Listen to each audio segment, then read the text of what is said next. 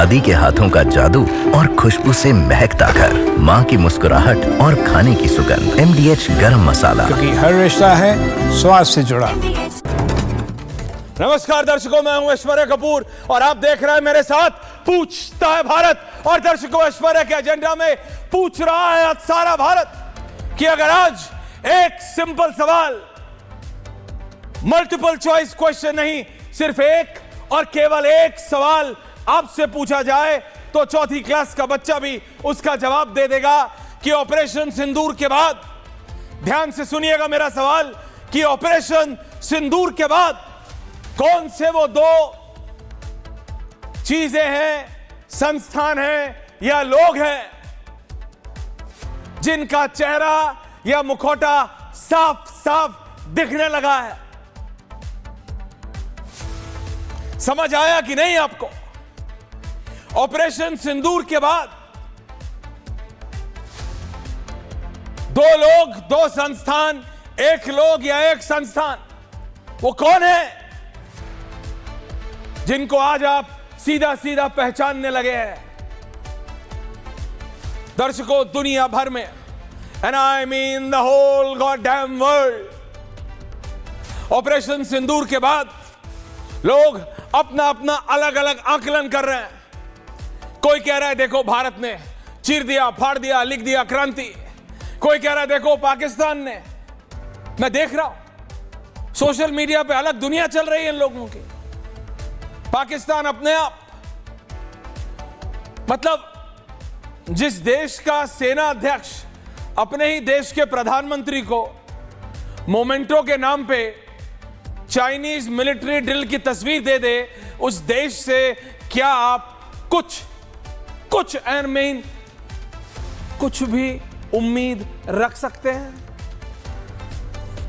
भारत को, भारत की सरकार को, भारत की जनता यानी आप और हमें पता है पाकिस्तान क्या है। ऐसे ही नहीं, मुझे बोलने में अच्छा लगता है कि पाकिस्तान AKA आतंकिस्तान। नो, पाकिस्तान मीन्स आतंकिस्तान। पाकिस्तान का मतलब है आतंकिस्तान। पाकिस्तान सिर्फ और सिर्फ आतंकिस्तान ही है। पाकिस्तान में सिर्फ एक ही फैक्ट्री है और वो है आतंक की। आजकल भारत में, हमारे हिंदुस्तान में, प्रधानमंत्री के कल स्वदेशी बोलने के बाद ये एक अलग ही कश्मकश चल रही है कि पूरा मैन्युफैक्चरिंग सेक्टर के ऊपर पूरा दबाव होगा, पूरे medium and small scale industry के ऊपर पूरा बिल्कुल भारी भरकम पूरा दबाव होगा। मीडियम स्केल इंडस्ट्री बढ़ेगी, ये बनेंगे, वो बनेंगे। अब हम चाइना से इंपोर्ट कम करेंगे, चाहे वो इलेक्ट्रॉनिक सामान हो या फिर खेल खिलौना। आपको पता है पाकिस्तान में क्या बात होती है? हमारी तो इंडिजीनियस इंडस्ट्री है। उनका सोशल मीडिया भी पता है मजाक क्या बनाता है, पता है आपको? कि अमेरिका यानी डोनाल्ड ट्रंप और शी जिनपिंग के टैरिफ वॉर में एक ही ऐसा देश है जिसको कोई फर्क नहीं पड़ता, और वो है पाकिस्तान। पता है क्यों? वो कहते हैं हमारे नेता ऐसे दूरंदेशी थे कि उन्होंने ऐसी इंडस्ट्री का इजाद किया है जो ना चाइना के ऊपर डिपेंडेंट है और ना अमेरिका, बल्कि पूरा विश्व पाकिस्तान के ऊपर निर्भर है। वो ऐसी इंडस्ट्री चलाते हैं और वो इंडस्ट्री है आतंक की, वो इंडस्ट्री है टेररिज्म की, वो इंडस्ट्री है आतंकवादी सप्लाई करने की, वो इंडस्ट्री है ह्यूमन बॉम्ब सप्लाई करने की, और वो एक ऐसी इंडस्ट्री है जिसमें पूरा विश्व पाकिस्तान के ऊपर डिपेंडेंट है। ये मैं नहीं कह रहा, पाकिस्तान के खुद सोशल मीडिया इन्फ्लुएंसर्स, पाकिस्तान का मीडिया खुद अपने ही देश में, अपने ही सरकार का मजाक बना रहा है इस पे। आप समझिए, ये असलियत है, ये जन जन जानता है। हमारी तुलना, हमारी बहस, हमारी लड़ाई जरूर पाकिस्तान से है, तुलना नहीं हो सकती। अभी आपने ऑपरेशन सिंदूर, हमने पाकिस्तान के परखच्चे उड़ाए। क्या आपको लगता है हम पाकिस्तान से लड़ रहे थे? मैंने आपको पहले भी कहा है, हम चीन से लड़ रहे थे। अगर तुर्की अपनी ड्रोन पाकिस्तान भेज रहा था भारत से लड़ने के लिए, तुर्की अपनी ड्रोन पाकिस्तान भेज रहा था भारत से लड़ने के लिए, तो शी जिनपिंग के कहने पे था। लेकिन दोबारा एक बार फिर आपको साफ साफ बता दे रहा हूं कि ऑपरेशन सिंदूर से एक दुनिया के सामने एक बार फिर पाकिस्तान का आतंकी चेहरा सामने आया है और दूसरी है भारत का विपक्ष and the main opposition party of India, Indian national Congress के नेता राहुल गांधी। मेरे को उम्मीद थी कुछ भी हो जाए, चाहे कुछ भी हो जाए, इसमें तो राहुल गांधी ये नहीं करेंगे। भारत जंग के माहौल में है, हर कदम पे जंग के दौरान भी, ऑपरेशन सिंदूर के दौरान भी वो लगातार बोलते रहे, भारत के खिलाफ बोलते रहे। सेना से पूछे कितने गिरे ये बताओ, कोई डायलॉग है? शोले की पिक्चर चल रही है कि कितने आदमी आए थे बताओ। दर्शकों, आज भी जब ये अलग अलग पार्लियामेंट्री की कमिटीज जा रही हैं, इनके नेता जा रहे हैं, जो नेता इनका इसमें चला गया उसको इन्हीं के लोग ट्रोल कर लो भैया, हु गिव्स अ डैम। ये सोच बताता है कांग्रेस पार्टी की।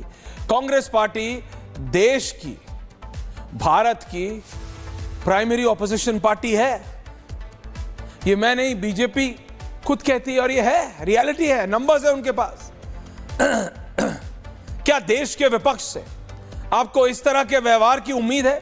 क्या देश के विपक्ष से, देश का विपक्ष, अभी सुधांशु जी आ रहे हैं, सुधांशु जी को कटघरे में खड़ा करे और पूछे, एक नहीं 100 सवाल पूछे, 101 सवाल पूछिए।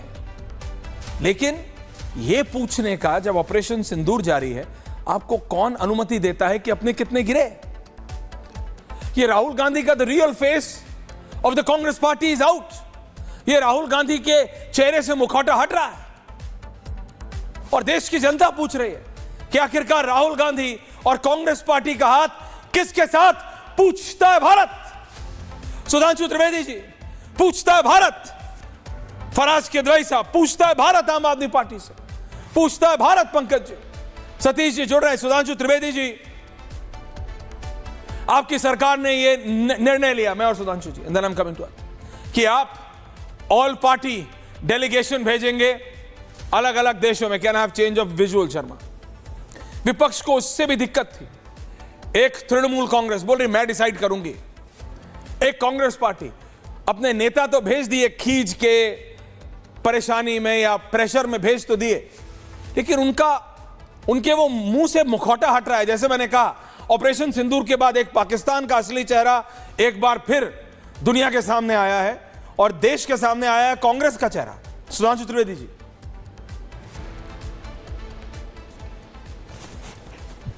देखिए, जो प्रधानमंत्री जी ने जो प्रयास किया है सबको साथ में ले जाने का, तो जो हम लोगों का एक प्रधानमंत्री जी की सुविचारित नीति है कि सबका साथ, सबका प्रयास और सबका विश्वास, तो सबके विश्वास के साथ यह प्रयास करना है जो भारत के इस स्वरूप को सामने रखना है।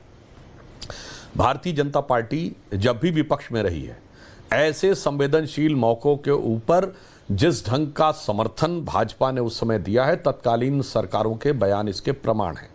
आप याद करिए, जिस समय मनमोहन सिंह जी प्रधानमंत्री थे और नवाज शरीफ पाकिस्तान के प्रधानमंत्री थे, उन्होंने मनमोहन सिंह जी के लिए देहाती औरत जैसे शब्द और अपमानजनक टिप्पणियां की थी। तो उस समय मुख्यमंत्री के रूप में, गुजरात के मुख्यमंत्री के रूप में नरेंद्र मोदी जी ने गरज कर कहा था कि कौन होता है किसी दूसरे देश का प्रधानमंत्री, पाकिस्तान का प्रधानमंत्री 125 करोड़ भारतवासियों के प्रधानमंत्री का आरोप के ऊपर इस ढंग की भाषा बोलने वाला। यानी उन्होंने बहुत साफ कहा कि मनमोहन सिंह जी सिर्फ कांग्रेस के प्रधानमंत्री नहीं है, इस समय वो 125 करोड़ भारतवासियों के प्रतीक थे। 1995 में जेनेवा में जिस समय पाकिस्तान एक प्रस्ताव ला रहा था कश्मीर को लेकर, अटल जी नरसिम्हा राव सरकार का समर्थन करते हुए, दल का नेतृत्व करते हुए गए और वहां नरसिम्हा राव सरकार का समर्थन ही नहीं किया, उनको श्रेय भी दिया। जो बात करनी है घर आके कही। 71 के युद्ध में अटल जी के बयान को आज तक कांग्रेसी कोट करते हैं। 65 के युद्ध में ऑल पार्टी मीटिंग में जनसंघ नहीं, राष्ट्रीय स्वयंसेवक संघ के द्वितीय सरसंघ चालक गुरु जी को शास्त्री जी ने बुलाया था। 62 के युद्ध के बाद तो 26 जनवरी 63 को आरएसएस को गणतंत्र दिवस परेड में बुलाया था। 48 के युद्ध में तो वो पेपर अवेलेबल है जिसमें सरदार बलदेव सिंह जी ने, जो कि उस समय रक्षा मंत्री थे जी, उन्होंने गुरु गोलवलकर जी को महाराजा हरि सिंह से बात करने के लिए भेजा था। इस बात के रेफरेंसेस अवेलेबल हैं। ये होती है सकारात्मक विपक्षी भूमिका। हम आज के बारे में आए, देखिए आज एक मामले में मैं कहना चाहूंगा दुख के साथ कि पाकिस्तान हमसे मजबूत स्थिति में है। पाकिस्तान में ना कोई यूट्यूबर, ना कोई इन्फ्लुएंसर, ना कोई नेता और ना कोई राजनीतिक विश्लेषक वहां की सरकार और सेना पर सवाल उठा रहा है। दुख की बात है कि भारत में नेता भी उठाते हैं, राजनीतिक विश्लेषक भी उठाते हैं, यूट्यूबर, इन्फ्लुएंसर, सब के सब। और दुख की बात यह है कि इन सब के बयान पाकिस्तानी मीडिया में कोट किए जा रहे हैं, पाकिस्तान की संसद में कोट किए जा रहे हैं, पाकिस्तान द्वारा भारत के विरुद्ध दिए जाने वाले डोजियर्स में कोट किए जा रहे हैं। आज मुझे दुख इस बात का होता है कि पिछली बार तो सबूत की बात करते थे, जो प्रधानमंत्री जी ने कहा कि इस बार तो वीडियो लेके सारी बातें दिखा दी गई, सैटेलाइट पिक्चर भी दिख गई, तो अब वो सबूत मांगने की चीज से तो संभावना समाप्त हो गई। तो अब इस प्रकार की बातें करना, और मैं बहुत ही कष्ट के साथ कहता हूं, अगर कोई ये कहे कि कितने जहाज थे, कौन सा जहाज डैमेज हुआ, क्या हुआ, वगैरह हुआ, ये क्या बात है। कल के दिन आप कहेंगे कितनी मशीन गनें यूज हुई, कल के दिन आप कहेंगे कितनी आर्टिलरी यूज हुई, कल के दिन आप कहेंगे कौन कौन सी मिसाइल यूज हुई, कल के दिन आप कहेंगे कितनी गोलियां यूज हुई। ये क्या है? ये वही भावना है जो सर्जिकल स्ट्राइक के समय सबूत मांग रही थी, बालाकोट स्ट्राइक के समय सबूत मांग रही थी, आज मुखौटा बदलकर पुनः यह करने के लिए आ रही है। तो मेरा फिर विपक्ष से यह कहना है कि इस समय में अगर आपने कहा है कि सरकार के साथ हैं तो ईमानदारी से साथ रहिए, किंतु परंतु चूंकि चपड़ चुनांचे ये सब मत प्रयोग करिए। सुधांशु जी, देश जैसे हमने समर्थन किया था 95 में, 71 में, 62 में, 65 में, तो चूंकि ऐसा अगर, मगर, किंतु, परंतु, इफ, बट ये सब नहीं किया था। अगर आप नहीं कर रहे हैं तो फिर साफ समझ में आता है कि समर्थन की बात करना सिर्फ मुखौटा है, असली चेहरा कुछ और है। नहीं सुधांशु जी, आपने कहा सत्ता के साथ है, सरकार के साथ है, मैं कह रहा हूं देश के साथ की बात है। इस समय अगर आप अपनी सेना से पूछते हैं कितने गिरे, तो आप बीजेपी की खिलाफत नहीं कर रहे हैं, आप मोदी के खिलाफ नहीं जा रहे हैं, आप देश के खिलाफ जा रहे हैं, आप देश की सेना के खिलाफ जा रहे हैं। अगर आपके वक्तव्य को पाकिस्तान की मीडिया या फिर वो लोग जो देश के खिलाफ, भारत के खिलाफ काम कर रहे हैं, वो इस्तेमाल करते हैं, तो आप बीजेपी के खिलाफ नहीं, प्रधानमंत्री मोदी के खिलाफ नहीं, आप देश के खिलाफ जा रहे हैं, आप राष्ट्र के खिलाफ जा रहे हैं। लेकिन यह पहली बार नहीं है सुधांशु जी, जैसे आपने कहा कि पिछली बार भी कांग्रेस ऐसे ही थी। तो ये एक ऐसा मुखौटा है जो हम कई बार उतरते हुए देख चुके हैं। ये हमारी दिक्कत है। ये देश की जनता सोचती है यार इस बार नहीं होगा, पिछली बार हो गया, इस बार कांग्रेस ऐसा नहीं कर सकती, इस बार राहुल गांधी ऐसा नहीं कर सकते। यार अभी तो ऑपरेशन जंग जारी है। राजनाथ सिंह देश के रक्षा मंत्री ने आके सुबह बोला कि operation Sindoor is on, operation Sindoor जारी है। रक्षा मंत्री का ओपन वक्तव्य है, 1 घंटा या मैक्सिमम 90 मिनट के अंदर, 90 मिनट से ज्यादा नहीं था जब राहुल गांधी का वो ट्वीट आया। 90 मिनट सुधांशु जी, रक्षा मंत्री के वो बयान के बाद 90 मिनट्स ही आस्क्स कितने प्लेन गिरे। ये कैसे एडवाइजर्स हैं इनके, ये क्या सोच है? अगर ये राष्ट्र विरोधी नहीं तो क्या है? देखिए, मैं ये बात कहना चाहूंगा, मोदी विरोध और भाजपा विरोध के साथ भारत विरोध की परिधि में मत चले जाइए। फिर मैं ये बात कहना चाहता हूं, आज तो ये लोग मोदी जी के विरुद्ध की बात कहते हैं। मैं तो याद दिलाना चाहता हूं, कारगिल वॉर के समय तो अटल जी की सरकार थी, तब लाहौर की बस उल्टी लटका के प्रदर्शन किया था कि नहीं? मैं फिर कह रहा हूं, दृढ़ता के साथ कह रहा हूं, यह सोच ही भारत विरोधी है। क्योंकि कोई मौका मिले तो कब हम भारत विरोध में भी चले जाएंगे, सरकार का विरोध करते हुए हम मुलम्मा कोई कुछ भी चढ़ाएं। अटल जी की सरकार में भी कर रहे थे, वही काम मोदी जी की सरकार में कर रहे हैं। और जहां तक यह बात है, पाकिस्तान से जब सत्ता में रहेंगे तब भी पाकिस्तान को मदद देंगे। समझौता एक्सप्रेस पाकिस्तान ने करवाया, अंतरराष्ट्रीय एजेंसीज और अमेरिका भी कहती है पाकिस्तान ने कराया, हमारी सरकार भी कह रही थी पाकिस्तान ने कराया। अचानक एक बयान पे पलट के हिंदू आतंकवाद को ले आए, और उस समय पाकिस्तान ने अपने डोसियर में कोट किया कि भारत की सरकार कह रही है कि समझौता एक्सप्रेस हिंदू आतंकवाद था। 26/11 मसूद अजहर ने कराया, इनके नेता कहने लगे आरएसएस ने करवाया, फिर पाकिस्तान ने उसको कोट किया। मालेगांव सो कॉल्ड फर्जी हिंदू आतंकवाद की थ्योरी। अरे भाई, पावर में रहते हुए भी पाकिस्तान को कवर फायर देते थे और विपक्ष में रहते हुए भी पाकिस्तान को कवर फायर दे रहे हैं। यह बहुत दुखद है और हमें लगता है कि इस चीज से बाज आने का प्रयास करना चाहिए और कम से कम इस संवेदनशील समय के ऊपर हमें दलगत भावना से ऊपर उठकर देश हित में खड़े होना चाहिए। सरकार का विरोध करना है, करिए। मोदी जी के प्रति आपके मन में ईर्ष्या, द्वेष, इंफीरियरिटी कॉम्प्लेक्स जो कुछ भी है वो रखिए, मगर देश के मामले में इस विषय के ऊपर मेरे विचार से बात करने से बाज आना चाहिए। अब जो बात कह रहे हैं कि साहब वो कौन से वो गिरे थे, तो मैं कहता हूं आंख खोलो मेरे भाई, क्या क्या गिरा ये देखो।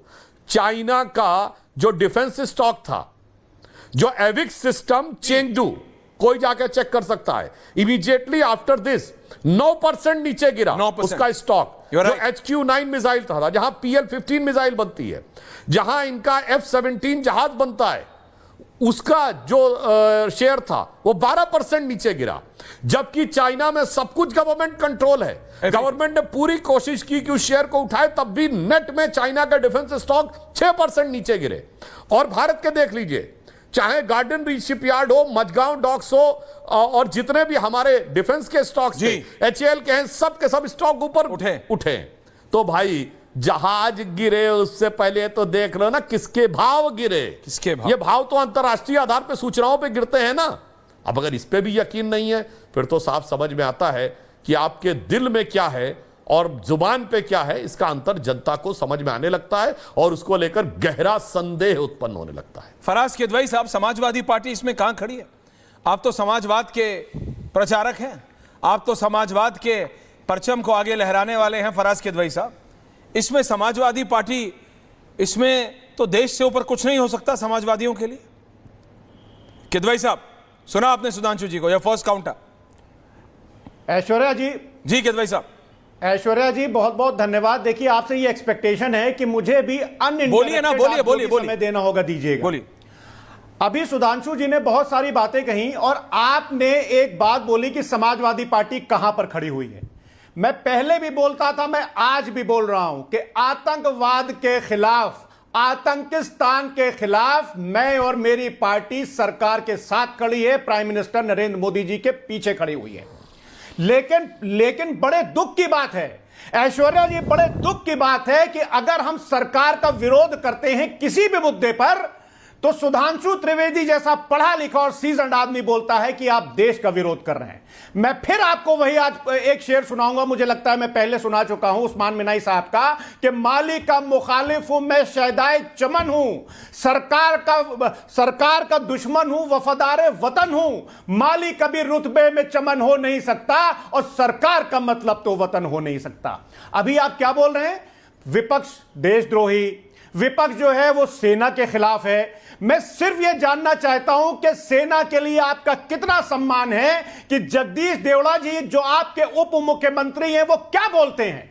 वो बोलते हैं कि पूरा देश और देश की सेना नरेंद्र मोदी जी के चरणों में नतमस्तक है।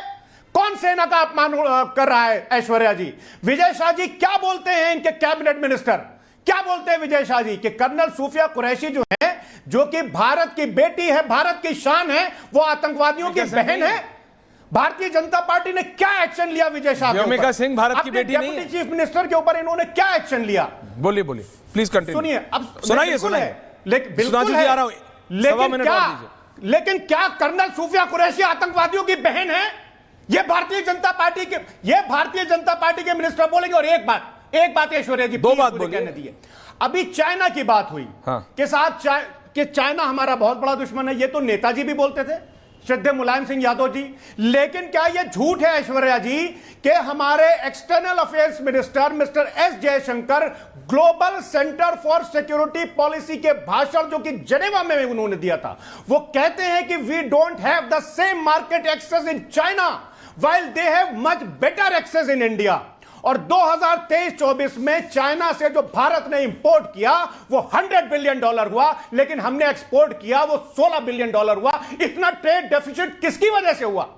किसने चाइना को फायदा पहुंचाया? $100 बिलियन वर्सेस $16 बिलियन। और आप खेल देखिए ऐश्वर्या जी कि एक वर्किंग पेपर जो कि Indian advisory council to the prime minister that was publish in 2022, वो कहता है कि जो भारत से चीन में एक्सपोर्ट किया जाता है उसमें तमाम तरह के नॉन टेरिफ बैरियर्स हमारे प्रोडक्ट्स पर लगाया जाता है, लेकिन हम नहीं लगाते। और ये मैं नहीं बोल रहा हूं, ये Indian advisory council to the prime minister का जो पेपर था 2022 में वो पब्लिश हुआ था। एक बात कह के मैं अपनी बात खत्म करूंगा। प्रधानमंत्री जी और सुधांशु त्रिवेदी जी भी बोलते हैं कि ट्रेड और टेरर एक साथ नहीं चल सकते, आतंकिस्तान से हमारे बिजनेस रिलेशंस नहीं हो सकते। मैं सिर्फ एक सवाल पूछना चाहता हूं भारतीय जनता पार्टी से कि 2020-21 में आतंकिस्तान के साथ हमारा कुल कारोबार था 2432 करोड़ रुपए का, जो कि 2023-24 आते आते 9887 करोड़ हो गया, 307% से बढ़ गया। आतंकिस्तान के साथ किसने कारोबार बढ़ाया? समाजवादी पार्टी ने बढ़ाया या विपक्ष ने बढ़ाया? आपने चाइना के साथ कारोबार बढ़ाया, आपने आतंकिस्तान के साथ चाइना कारोबार बढ़ाया, और देशद्रोही विपक्ष हो गया। क्या बात करते हैं आप? सुधांशु जी वो कह रहे हैं, आप जो है वो कह रहे हैं आपके दिखाने के दांत और हैं और खाने के दांत और हैं। बेसिकली वो ये कह रहे हैं कि आप कहते कुछ और है, करते कुछ और है। सुधांशु, मैं खाने और दिखाने दोनों के दांत एक लाइन में एक्सपोज करता हूं। करिए। कोई ना मेरी बात पे यकीन करे ना फराज साहब की बात पे यकीन करे। मैं लाखों दर्शकों से कह रहा हूं, जाके चेक करिए, जब पाकिस्तान से युद्ध हुआ है और हम विपक्ष में थे, चुनौती से कहता हूं, हमारे किसी नेता का बयान पाकिस्तान ने अपने पक्ष में कोट किया हो तो आप बताइएगा, मैं अपना बयान वापस ले लूंगा।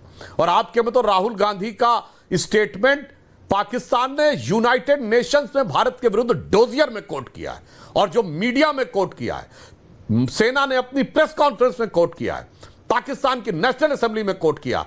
बस इसके बाद पर्याप्त समझ में आ जाता है किसके मन में क्या है। और दूसरी बात मैं कहना चाहता हूं साहब, कर्नल सोफिया कुरैशी के बारे में जो विजय शाह ने बोला वह निंदनीय था, मगर उसे वापस भी लिया, माफी भी मांगी, खेद व्यक्त किया। क्या प्रोफेसर राम गोपाल ने माफी मांगी? व्योमिका सिंह क्या सेना की बेटी नहीं है? और उन्होंने जो बोला था उसके लिए तो कानून है, विधान है।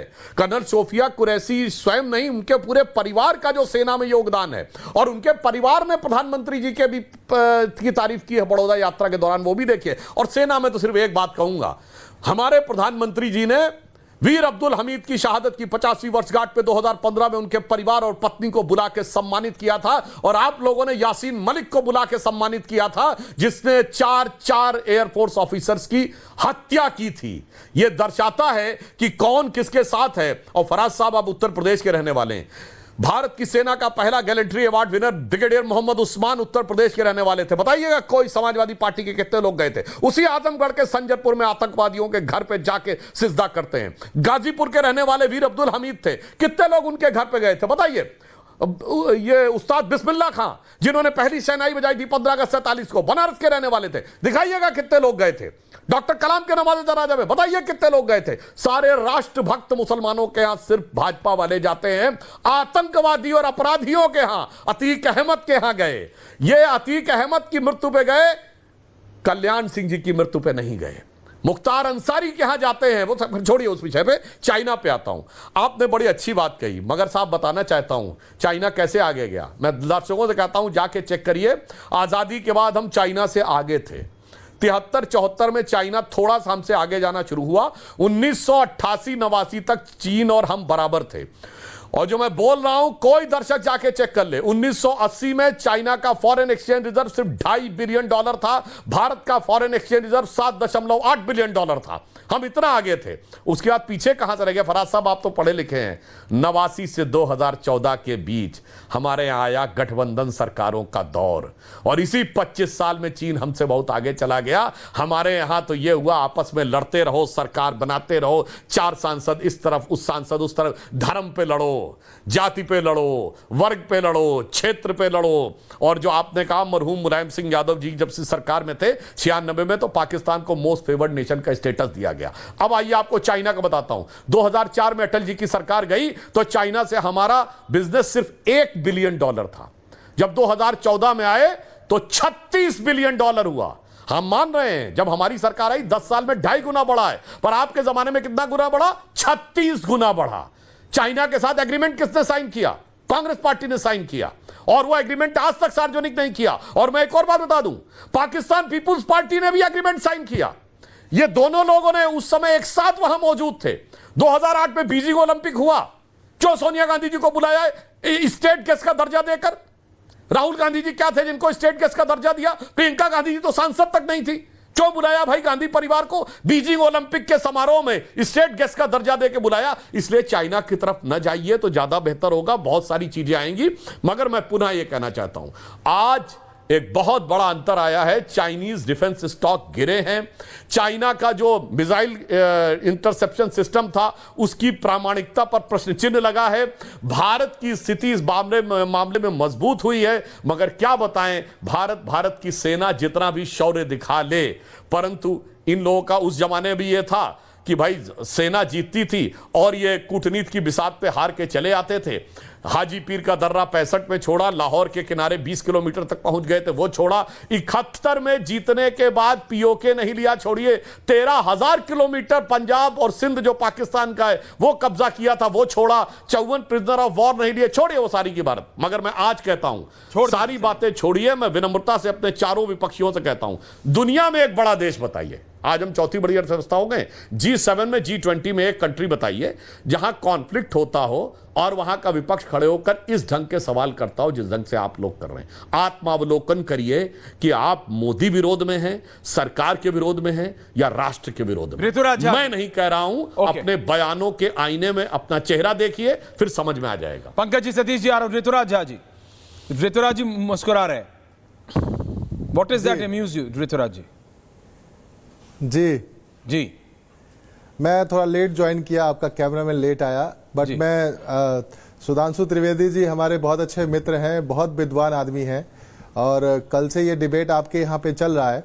मैं एक चीज बहुत स्पष्ट रूप से कह देना चाहता हूं कि जो राहुल गांधी जी जी ने जो बयान दिया, हम लोग उसको बिल्कुल भी सपोर्ट नहीं करते हैं। वो बेहद असंवेदनशील बयान उन्होंने दिया है और उस चीज की हम लोग जितनी निंदा करें कम है, क्योंकि राष्ट्रीय सुरक्षा राष्ट्र से बढ़कर कुछ नहीं होता है।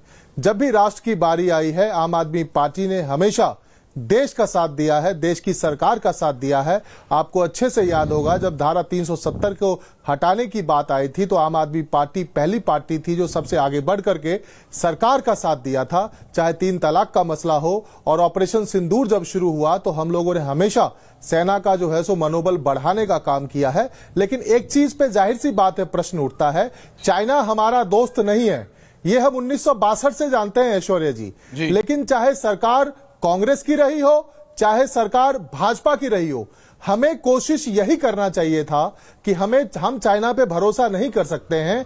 हिंदी चीनी भाई भाई नहीं है, ये बात हमारा इतिहास बताता है, हम 1962 से जानते हैं। लेकिन चलो कुछ भी है, अगर निर्भरता इतनी बढ़ गई है चाइनीज इंपोर्ट और एक्सपोर्ट पे, तो अब समय आ गया है जब हमें कड़े निर्णय लेने पड़ेंगे और ये निर्भरता धीरे धीरे सही खत्म करनी पड़ेगी।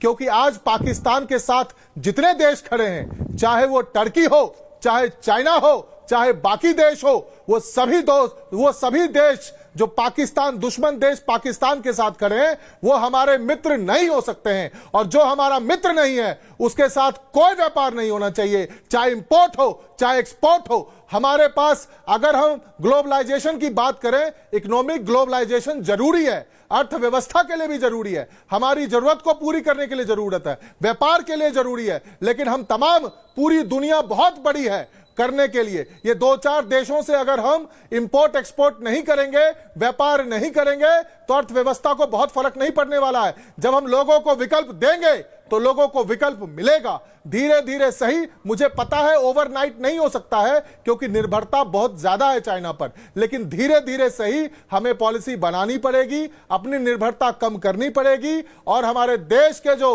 पूंजीपति हैं, हमारे देश के जो बिजनेसमैन हैं, उनको सपोर्ट करना पड़ेगा सरकार को, ताकि मैन्युफैक्चरिंग सेक्टर में हम आगे बढ़ सके और अपनी जरूरत की सारी चीजों को मैन्युफैक्चर कर सके, मेक इन इंडिया कर सके। Did I just here the opposition asking, हैं सुधांशु जी, क्या भी आपने आम आदमी पार्टी को सुना कि अब अंबानी अडानी को सपोर्ट करना है? देखिए, इट ऑल सूट्स यू, ये बात आप बात समझिए। पंकज जी, सतीश जी, बोलिए बोलिए बोलिए बोलिए जी, बोलिए बोलिए दादा, एक सेकंड बोलिए बोलिए। मैं कीप द आम आदमी के पार्टी। व्यापारियों की, देश के व्यापारी केवल अब अडानी अंबानी नहीं है, देश के व्यापारी वो 4,500 लोग भी थे हाँ, जो that's कि true। इसी व्यवस्था से तंग आकर के विदेश चले गए पिछले कुछ सालों में। मैं सबकी बात कर रहा हूं अच्छा। Aishwarya. I am talking about the entire business community, I am talking about the primary sector, I am talking about the industrial sector, I am talking about service sector, I am talking about everyone. पूरे देश के 144 करोड़ में केवल अडानी और अंबानी के भरोसे नहीं है हम। हमारे लाखों करोड़ों व्यापारी लोग हैं जिनको अगर मजबूत किया जाए, स्वदेशी प्रोडक्ट को मजबूत किया जाए, हम सब कुछ उगा सकते हैं, हम सब कुछ बना सकते हैं, हम दुनिया को बता सकते हैं। ये 144 करोड़ लोग जो आज हम लाइबिलिटी समझते हैं, ये हमारी ताकत बन सकती है। हम दुनिया की सबसे बड़ी महाशक्ति बन सकते हैं। इतनी ताकत, इतना शौर्य, इतना जज्बा और इतनी काबिलियत है हमारे देश के अंदर में। ये आपने बीजेपी का तो नहीं पढ़ लिया जो बुकलेट था ये जो, क्योंकि जो आपके कमेंट्स थे वो सारे बीजेपी वाले थे। सुधांशु त्रिवेदी, आप कुछ बोलना चाह रहे हैं कि इससे पहले कि मैं पंकज जी के पास जाऊं? बात ऐश्वर्या, नहीं, मैं आपको रियली बता रहा हूं, आपका पॉइंट सारे बीजेपी वाले थे जी। मेरे डायरेक्टर ने मुझे हल्का सा पैक करने के लिए बोला कि सर ये बीजेपी तो नहीं जाना चाहते। मैंने कहा मैं पूछ लेता हूं ऑन एयर। हाँ सुधांशु जी। नहीं देखिए, ऋतुराज जी ने जो बात बोली, मैं सिर्फ सीरियस बात करना चाहता हूं। अब यहाँ आरोप प्रत्यारोप नहीं। बिल्कुल मैंने सही कहा। भाजपा ने उठा रखा है। मैं पूछना चाहता हूं कि हमारी सरकार, नहीं ऋतुराज जी ने जो बात कही ऐश्वर्य जी, मैं बिल्कुल ईमानदारी से यहां बात कहना चाहता हूं, ये बिल्कुल सही बात है। हमारे देश के अंदर क्षमता थी, कांग्रेस के रिजीम में मिसाइल बनते थे, सैटेलाइट्स कांग्रेस के रिजीम में भी बने। पर मैं पूछना चाहता हूं, जो देश मिसाइल बनाता था वो एसॉल्ट राइफल क्यों नहीं बना रहा था? जो देश सैटेलाइट बना सकता था वो फाइटर प्लेन क्यों नहीं बना रहा था? इसका मतलब बनाना की क्षमता थी, मगर सरकारों ने बनाना नहीं चाहा। चाइना के लिए स्थापित नीति क्या थी? A.K. एंटोनी साहब का रक्षा मंत्री के रूप में संसद के पटल पर दिया गया बयान है कि लंबे समय तक हमारी यह स्थापित नीति रही कि चाइना बॉर्डर पर कोई इंफ्रास्ट्रक्चर नहीं बनाना है। हमारी सरकार आने के बाद इंफ्रास्ट्रक्चर धड़ल्ले से बनना शुरू हुआ। आज असॉल्ट राइफल भी बन रहे हैं। LCA प्रोजेक्ट दर्शकों के लिए बताता हूं, 91-92 में शुरू हुआ और 2016-17 में जाके हुआ। 2014 तक के 22-23 साल LCA प्रोजेक्ट चलता ही रहे। लाइट कम्बैट एयरक्राफ्ट की बात कर रहा हूं, HAL से। चाइना से जो निर्भरता की बात है, बिल्कुल सही बात है। खिलौने क्यों चाइना से आते थे? मोदी जी ने आने के बाद खिलौना इंडस्ट्री को किया। आज भारत के खिलौने के बड़े एक्सपोर्टर के रूप में। खिलौने ऐसी चीज की तो चाइना से जरूरत नहीं थी। हाँ, एक गंभीर बात थी जहां चाइना से निर्भरता है, और मैं दर्शकों को याद दिलाना चाहता हूं, सोलर एनर्जी आज हमारी आवश्यकता है और सोलर सेल्स का जो प्रोडक्शन है भारत में होना शुरू हुआ है। मगर आपको पता है, एक ही भारत की कंपनी जो सोलर की थी, जो US स्टॉक एक्सचेंज में जब वो गई है इनलिस्ट होने के लिए, दोनों बार हिंडनबर्ग की रिपोर्ट आई है। That's the point। 2023 जनवरी और 2024 नवंबर, दोनों बार हिंडनबर्ग की रिपोर्ट आई। क्यों? क्योंकि सोलर सेल्स के प्रोडक्शन पर 95% चाइना का कब्जा है और सोलर इंडस्ट्री के पूरे सेक्टर के ऊपर 75% चाइना का कब्जा है। वो चाइना नहीं चाहता था भारत की कोई इंडस्ट्री अमेरिका के स्टॉक एक्सचेंज में सोलर के फील्ड में इनलिस्ट होना पाए। मैं इंडस्ट्री का भी नाम नहीं ले रहा हूं। जिसने आके हल्ला मचाया है वो जाने में सही अनजाने में सही चाइना का मोहरा बना है। और उसका प्रमाण यह है कि वो जो रिपोर्ट थी या जो कंपनी थी वो कितनी झूठी थी कि जैसे ही अमेरिका में रिजीम चेंज हुआ उस कंपनी ने अपनी दुकान बंद करके चले गए। साहब, यह दर्शाता है, और आपने बिल्कुल सही कहा, हमारे मोदी जी ने क्या किया, फॉक्सकॉन के जो चीफ थे उनको पद्म भूषण दिया। आज जो चिप बनाने की, सेमीकंडक्टर का चिप बनाने की फैक्ट्री भारत में लगने की बात हुई। और 100 बातों की बात कहता हूं, चाइना से व्यापार की तो बात सब कहते हैं, मेरे भाई करार की भी तो बात कहो। आज हमने क्या किया है कि दुनिया की सबसे बड़ी मोबाइल बनाने वाली कंपनी सैमसंग, उसका दुनिया की सबसे बड़ी फैक्ट्री भारत के नोएडा में है। हुंडई बनाने वाली कार की सबसे बड़ी फैक्ट्री हमारे यहां है। और जब एप्पल की फैक्ट्री भारत में आई थी चाइना से शिफ्ट होकर, तो सिर्फ उसी कंपनी में क्यों स्ट्राइक हुई थी कर्मचारियों की, क्यों तोड़फोड़ हुई थी, करोड़ों का माल क्यों लूटा गया था? वही शक्तियां थी। यह हुआ था कर्नाटक और तमिलनाडु में। कौन शक्तियां थी वहां पर? कमिंग के भाई जी, क्या उनमें चीन का हाथ नहीं हो सकता था? इसीलिए मैं कह रहा हूं, ईमानदारी से देखिए, मैंने ये फैक्ट्स गिनाए हैं। और अगर किसी को भी फैक्ट में कोई समस्या हो जाके चेक कर ले। सोलर में जब कोई भारत की कंपनी लिस्ट होना चाहती थी, कोई ना कोई एक रिपोर्ट आ जाती थी। और लास्ट एक सेंटेंस के लास्ट जो रिपोर्ट आई थी वो नवंबर 2024 में, वो जिसने किया था, वो जो अटॉर्नी था उसका नाम था Brian Peace. Brian Peace Democratic Party के सांसद चक शूमर का दोस्त था। और चक शूमर जॉर्ज सोरेस के बेटे का दोस्त था। अब आप समझ लीजिए सारा नेक्सस क्या था। और यहां संसद में हल्ला मचा रहे थे, किस बात पे खुश हो रहे थे कि भारत की कोई कंपनी सोलर में रजिस्टर ना होने पाए, फिर हम छाती पीट के कहें चाइना पे डिपेंडेंस है, चाइना पे डिपेंडेंस बड़ी रहनी चाहिए। और जो मैंने फैक्ट कहे, कोई जाके दर्शक चेक कर ले, आपके लाखों दर्शक। तो चलते हैं उन दोनों लोगों के पास जो इस पैनल में सबसे ज्यादा रिपोर्ट पढ़ते हैं। आपके दोनों बेस्ट फ्रेंड्स हैं, पंकज शर्मा जी और सतीश के सिंह जी। पंकज जी पहले आपके पास आ रहा हूं, सतीश दादा आ रहा हूं। Pankaj ji, over to you sir.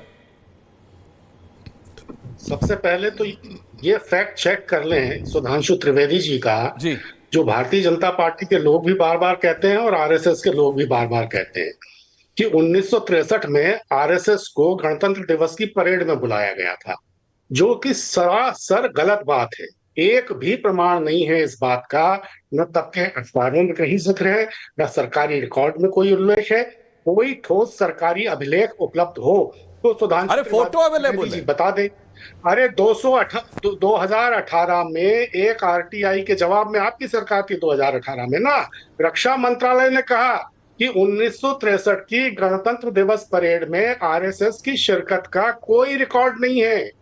सारमा पत्रिका ने 2023 में लिखा कि यह सत्य नहीं है कि बुलाया आरएसएस को और आरएसएस ने हिस्सा लिया। उस वक्त के समाचार पत्र देख लीजिए, times of India, Hindustan times, उसमें आया कि एक नागरिक मार्च हुआ उस गणतंत्र दिवस परेड में जिसमें सांसदों ने भाग लिया, लेकिन आरएसएस का हिस्सा लेने का कोई कहीं उल्लेख नहीं है। तो पहले तो एक यही फैक्ट चेक कर लें, बाकी फैक्ट्स देखते रहेंगे।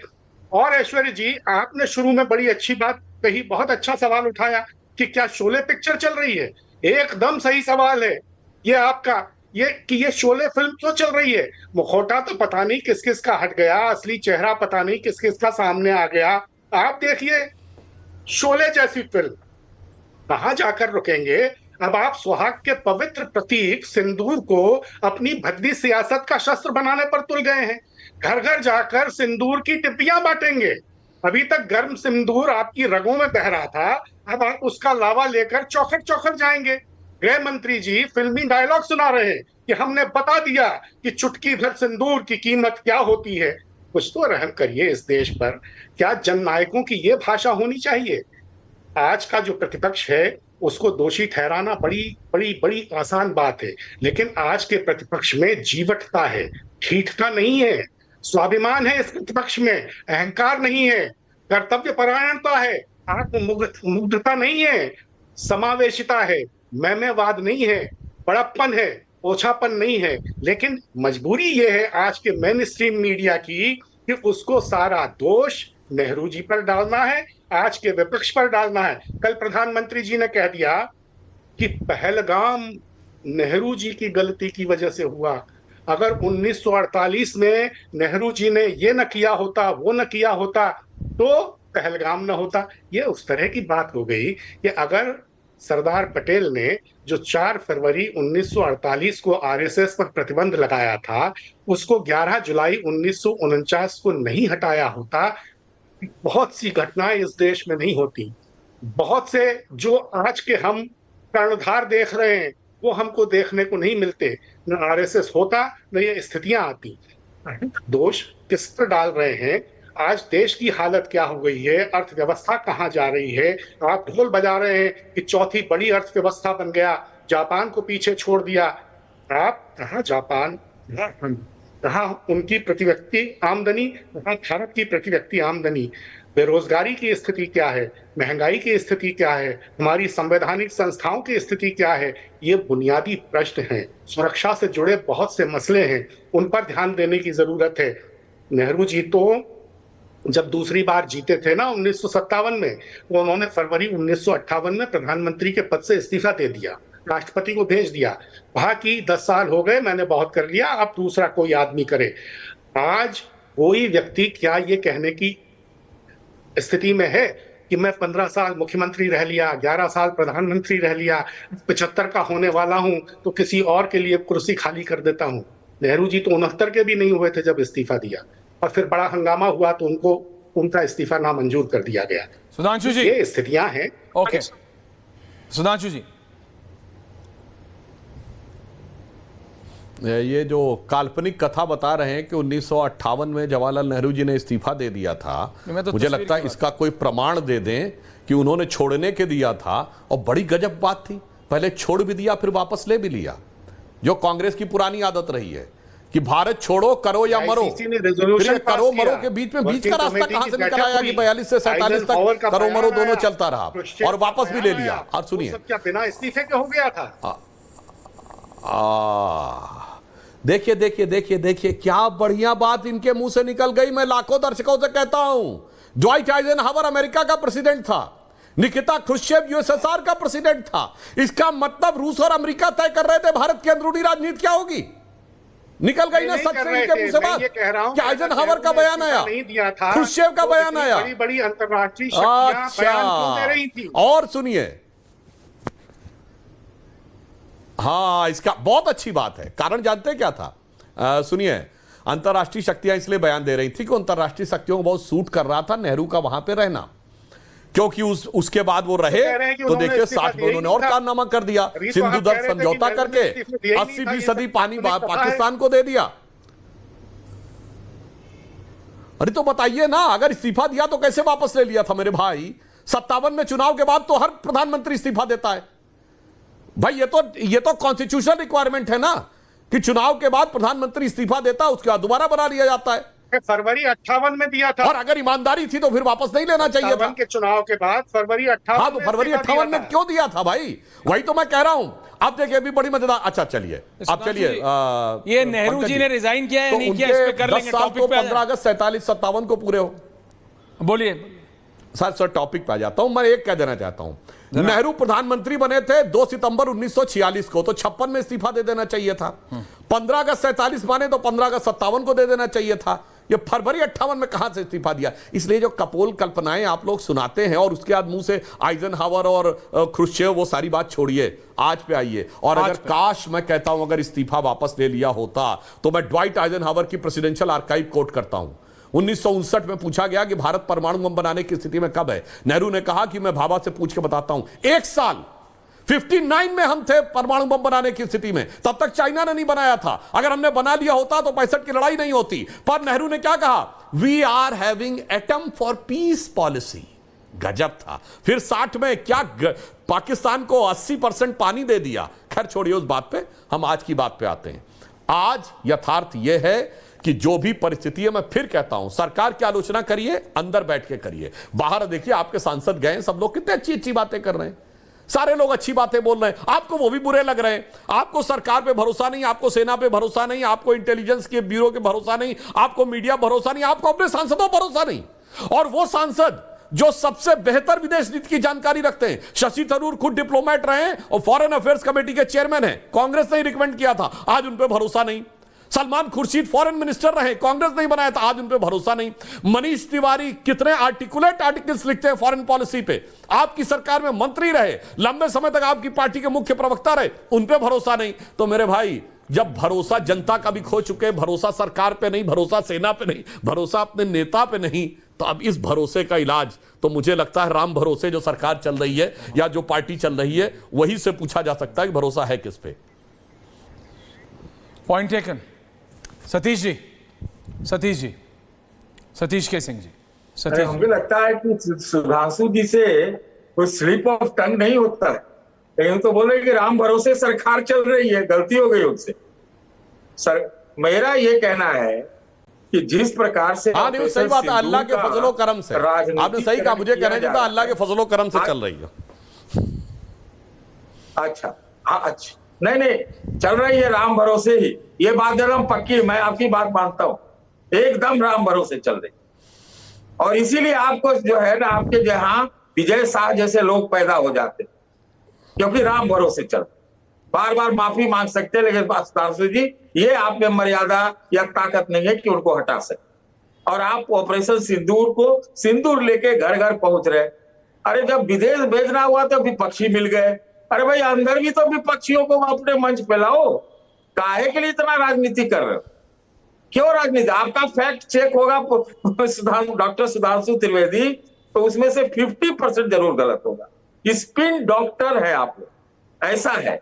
काहे के लिए हर चीज पे बवाल मचाना है? ऐसी जीतते रहिए ना, क्या फर्क पड़ता है भाई? मैं तो नहीं मानता हूं जो अभी कोई साहब कह रहे थे कि इतना बढ़ गया चीन से व्यापार। वो बढ़ा है, बढ़ना भी चाहिए। कम आप में अगर क्षमता है डेवलप करने से 11 साल, आपको 11 साल मिला, पीछे आप 4 सरकारों के साथ रहे सुधांशु जी, 77 समेत, है ना? उस समय तो वाजपेयी जी फॉरेन मिनिस्टर थे, और जिस दिन गए थे वहां उसी दिन वियतनाम पे चढ़ गया था चाइना। क्या करेगा, ये चलता है, ये गिव एंड टेक है, इसमें ट्रेड करना पड़ता है। हम तो एक और बात आप पे लांछन लगा कि जिस ट्रंप की आप लोगों ने अभिव्यक्ति की और बार बार हिंडनबर्ग को भारत पर हमला आप कहते रहे, वो होगा भी हमला, लेकिन सबसे बड़ा हिंडनबर्ग तो डोनाल्ड ट्रंप निकला, सबसे बड़ा। तो आप विदेश नीति में और रक्षा नीति में ये सब छोड़ दीजिए, इसको बीजेपी को छोड़ना चाहिए और सीधे सीधे राष्ट्रीयता और एक जो आप धर्म वाला करते हैं वो अच्छा है, वो खुलेआम करते हैं, करिए। अब भाई वो जाति पाति पे बांटते थे, तो आपने किस चीज पे बांटा ये बता दीजिए, कि आपने खाली जोड़ने का काम किया ये बता दीजिए। ओके ऋतुराज झा जी 30 सेकंड और फिर मैं समाप्त कर रहा हूं कि विजय शाह का मेरा कोई हल नहीं है कि मैं इस्तीफा मांगू, लेकिन विजय शाह सुधांशु जी मेरे को पता है जाना आपको, last 1 minute. Okay Rituraj Jha 30 second, 1 comment Rituraj ji. Aishwarya देखिए, बहुत ज्यादा हमारे देश के अंदर में बहुत बड़ा जो है सो लॉस हुआ था जिस वक्त नोटबंदी की गई थी। आपको पता है स्मॉल स्केल इंडस्ट्री को कितना नुकसान हुआ, मीडियम स्केल इंडस्ट्री को कितना नुकसान हुआ। इसके बाद जब पुअर इंप्लीमेंटेशन ऑफ जीएसटी हुआ था उस वक्त भी बहुत ज्यादा नुकसान small scale medium scale industry को हुआ। इसके साथ साथ जब एक्सटॉर्शन का काम शुरू हुआ इलेक्टोरल बॉन्ड के नाम पर में, तो आपको याद होगा 4,500 से ज्यादा व्यापारी विदेश शिफ्ट होने को तो जो है सो मजबूर हो गए थे। हमें इन सब चीजों को रोकना पड़ेगा, ये सब चीजें करनी पड़ेगी, रोकना पड़ेगा। अपने स्मॉल स्केल इंडस्ट्री को मीडियम स्केल इंडस्ट्री को मजबूत करना पड़ेगा। ओके किदवई साहब जल्दी बोलिए ना, उंगली उड़ाने से क्या होता है, बोलिए किदवई साहब। देखिए सिर्फ ऐश्वर्या जी मैं एक चीज कहना चाहता हूं सुधांशु जी से। अभी इन्होंने स्मार्टफोन की बात की, प्रधानमंत्री जी ने बड़े धूमधाम से make in India project launch किया, उसके बाद में पीएलआई स्कीम लॉन्च की। सुधांशु जी 9 सितंबर 2024 का द हिंदू पढ़िएगा, उसके हिसाब से मेक इन इंडिया प्रोजेक्ट के तहत जो पीएलआई स्कीम थी उसका सबसे ज्यादा फायदा अगर किसी को हुआ है तो चाइना की स्मार्टफोन कंपनीज को हुआ है। ऐसा इसको जो फायदा हुआ आप मेरी बात समझिए, हमको पता है चाइना को फायदा हुआ है सुधांशु जी, लेकिन अगर आप लास्ट 10 सेकंड्स बोलना चाहते हैं, एक फाइनल कमेंट अंत होने से पहले, तो Sudhanshu ji ending comments and then I am ending. China पे डिपेंडेंसी है लेकिन वो रातों रात खत्म नहीं होगी सुधांशु जी। पता नहीं क्या बोलने लगते हैं भाई। सैमसंग की फैक्ट्री सबसे बड़ी है, सैमसंग कोरिया की कंपनी है, एप्पल अमेरिका की कंपनी है, इन्हीं दो का सबसे बड़ा एक्सपोर्ट में योगदान है। तो फराज साहब पढ़े लिखे क्या बोल देते हैं सबसे ज्यादा चाइना। ये द हिंदू तो कैसी लिखता रहता अलग बात है। और सतेश की सिंह जी के लिए एक बात कहूंगा, साहब आप पढ़े लिखे पत्रकार हैं, क्यों आप फैक्ट की बात के ऊपर ऐसे व्यक्तिगत कमेंट करके फजीयत कराते हैं। वियतनाम वॉर के समय अटल जी बतौर विदेश मंत्री चाइना में थे, और जैसे ये खबर आई कि वियतनाम में चला गया तो अटल जी ने नहीं कहा कि चलता है, यात्रा बीच में छोड़ के चले आए थे। चैलेंज करता हूं अगर गलत हो तो। दूसरी बात, भारत और चाइना के रिलेशन में एक ही बार ऐसा मौका आया है जब चाइना ने भारत के पक्ष में अपना दावा छोड़ा है। 2003 में अटल जी की बीजिंग यात्रा के समय सिक्किम पर चाइना ने अपना दावा छोड़ दिया। चैलेंज करता हूं अगर गलत हो तो बताइएगा। साहब पत्रकार होकर फैक्ट के मामले पे इस प्रकार की बात नहीं करनी चाहिए। मैंने क्या गलत बोला? क्या 2008 में बीजिंग ओलंपिक में नहीं बुलाया गया गांधी परिवार को स्टेट गेस्ट के रूप में? यह बताइए, क्या राजीव गांधी फाउंडेशन को चाइना की एम्बेसी ने पैसा नहीं दिया? क्या कांग्रेस ने करार चाइना से नहीं किया?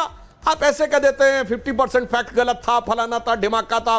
मैं लाखों दर्शकों से कहता हूं, कोई फैक्ट जाके चेक कर ले कि सिक्किम पे दावा कब छोड़ा गया, वियतनाम वॉर के समय अटल जी वापस आए या नहीं, और जो मैंने कहा कि 2008 का Beijing Olympic, Rajiv Gandhi foundation और चाइना के साथ करार और बहुत सारी बातें वो सब छोड़िए। इसलिए मैं कह रहा हूं, फिर मैं आपसे कह रहा हूं साहब, विश्लेषण के रूप में विरोध करते करते, भाजपा का विरोध करते करते कब आप लोग लक्ष्मण रेखा पार करके भारत के विरोध में चले जाते हैं, इस चीज से बाज आइए तो दर्शकों को लगेगा आप लोगों की विश्वसनीयता बेहतर बनी रहेगी। और आज के जमाने में कोई जाके खट खट खट खट खट खट चेक कर सकता है सर, इसमें कोई बात हवा में नहीं है। और जिनको आप कोट करते, जिन मैगजीन्स को, हिंदू और कारवां को, उनका एक आर्टिकल दिखा दीजिए जो न्यूट्रल रहा हो, कभी बीजेपी के पक्ष में रहा हो। अरे कौन किसके पक्ष में है सुधांशु जी, आप सबका बहुत बहुत धन्यवाद। लेकिन मैं सिर्फ ये कह रहा हूं, कौन किसके पक्ष में है दर्शकों, ये हम देखते रहेंगे। लेकिन ये बात साफ है कि देश के चाहे सत्ता पक्ष में बैठे हो या विपक्ष वाले हो, उनको कभी देश के खिलाफ नहीं जाना चाहिए। आप एक दूसरे के खिलाफ होइए, लेकिन देश के कभी खिलाफ नहीं। और ये बात ऐतिहासिक सत्य है पंकज जी कि कभी भी जवाहरलाल नेहरू ने, जी हां, माननीय सम्माननीय नेहरू जी ने कभी भी रिजाइन नहीं किया था। That is a historical truth. और हिस्ट्री कभी बदली नहीं जाती है, तोड़ी मरोड़ी जाती है। उसमें कई लोग बहुत माहिर हैं, लेकिन बदल नहीं सकते हैं आप हिस्ट्री को। बहुत बहुत धन्यवाद आप सबका। पूछता है भारत में, थैंक यू वेरी मच। अब छोलिया हो या लोबिया, सफेद चने या काले चने, सब कुछ मजेदार बने। MDH